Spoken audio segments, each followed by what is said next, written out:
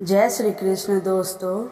श्रीमद् भागवत की कहानी जो हम आप लोगों को बता रहे थे, जिसमें एक पंडित जी थे। पंडित जी के एक दोस्त थे और उनकी पत्नी थी। उनके बारे में हम अब आगे जानते हैं।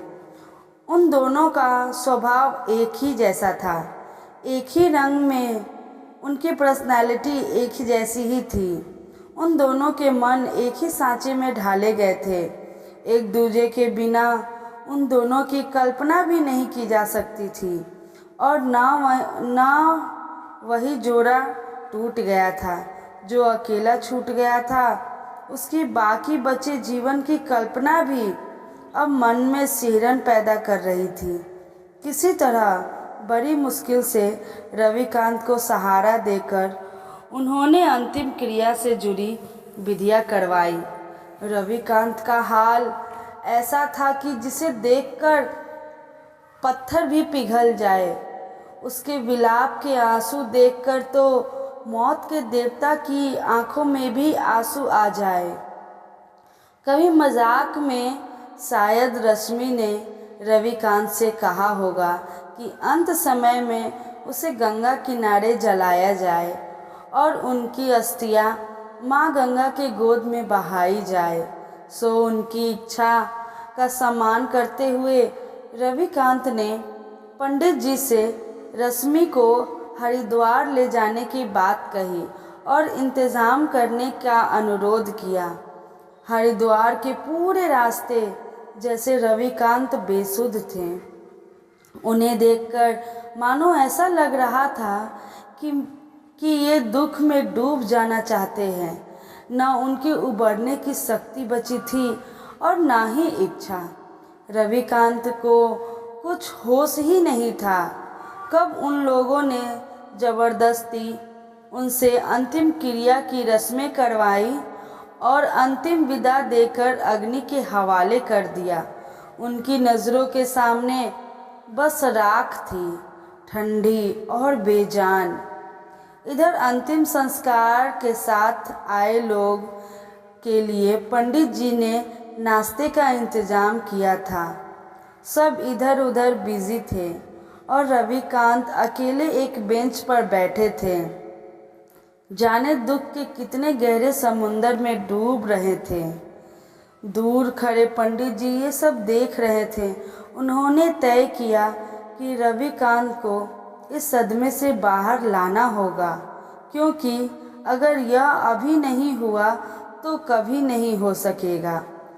रविकांत के पास जाकर उन्होंने धीरे से उसके कंधे पर और ऊंची आवाज में श्रीमद् भागवत गीता का यह श्लोक सुनाया।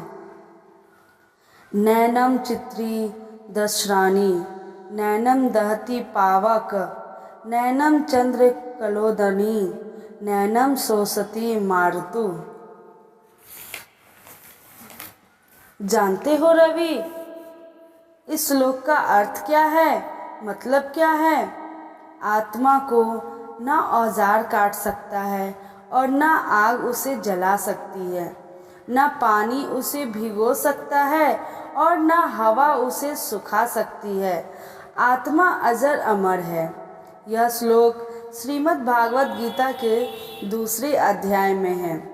उसी गीता में जो स्वयं श्री कृष्ण के श्रीमुख से अमृत बनकर बरसी थी और जिसका ज्ञान गंगा में भीगने वाला हर मन मोक्ष पा लेता है।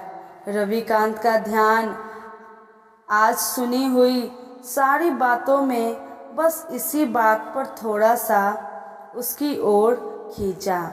उन्होंने पंडित जी से पूछा कि उनके सुनाए श्लोक का क्या मतलब है, क्या संबंध है, क्योंकि तुम शरीर और आत्मा का फर्क भूल रहे हो दोस्त।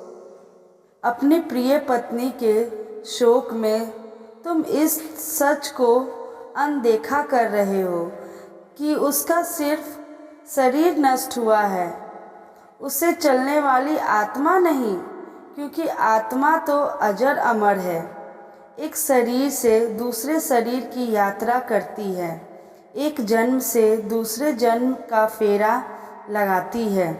जो मिटा है वह मिट्टी थी, जो जीवन है वो शक्ति है, वो अभी भी वही है। किसी और मिट्टी में जान फूंकने चली गई, उसके लिए शोक करना बेकार है। ये उस आत्मा का अपमान भी है। उसे सम्मान के साथ विदा करना ही समझदारी है। यही बात हमें गीता में भगवान श्री कृष्ण ने अर्जुन को समझाने के बहाने समझा रहे हैं। हमारे मोह माया के बंधन में हमें सच्चे लगते हैं, लेकिन सच सिर्फ एक है और यह वही है जिससे भगवान श्री कृष्ण ने अर्जुन को बताया था कि आत्मा अजर है और अमर है, इसलिए शरीर के प्रति प्रेम रखना व्यर्थ है। तुम्हारी रश्मि का देह साथ हमेशा तुम्हारे साथ रहेगा। इस सच का स्वीकार कर लो और उसकी मृत्यु को उसी भाव से स्वीकार करो जिस भाव से उसके साथ को स्वीकार किया था। माता पिता, बेटा बेटी, पति पत्नी, ये सब रिश्ते देह से जुड़े हैं। आत्मा इन रिश्तों से आज़ाद है। वह किसी अभिनेता की तरह बस किरदार निभाते रहते हैं।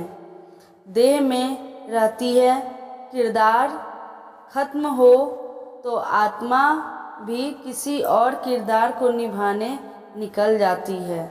जो अब तक जिया उसकी अच्छी यादें को समेट ले, वही जीवन का कमाई है। उसी के सहारे आगे के जीवन काटना है। उस आत्मा को प्रणाम करो और खुद को शरीर के मोह से आज़ाद करो। पंडित जी के इन बातों को सुनकर, भगवत गीता के श्लोक की व्याख्या सुनकर रविकांत के मन को ऐसी हिम्मत मिली जैसे डूबते हुए को मजबूत हाथ का सहारा मिल गया हो। जीवन में लेखे की स्वीकार करने के लिए प्रेरणा ने जैसे उसके डगमगाते कदमों में ताकत भर दी थी। उसने तय किया कि अपनी मर चुकी पत्नी की यादों को सम्मान देते हुए उनकी मृत्यु की सच्चाई का भी सम्मान करेंगे और साथ ही वो भी गहराई से श्रीमद् भागवत गीता का ज्ञान को समझेंगे। इधर खुद पंडित जी का मन भी अब शांत हो गया था। उन्होंने मन ही मन श्रीमद् भागवत गीता और भगवान श्री कृष्ण को प्रणाम किया, उनको धन्यवाद दिया और उन्हें गीता के रूप में मनुष्य के लिए हर मुश्किल परिस्थिति का हल पहले ही से बता दिया है। बस उसे ढूंढने और समझने की ज़रूरत है। यह गीता ज्ञान आपने सुना है गोगो ब्लॉग्स पर। अगर हमारी वीडियो अच्छी लग रही हो तो चैनल को लाइक करें, सब्सक्राइब करें और कमेंट करके बताएं कि आपको ये वीडियो कैसा लगा। धन्यवाद।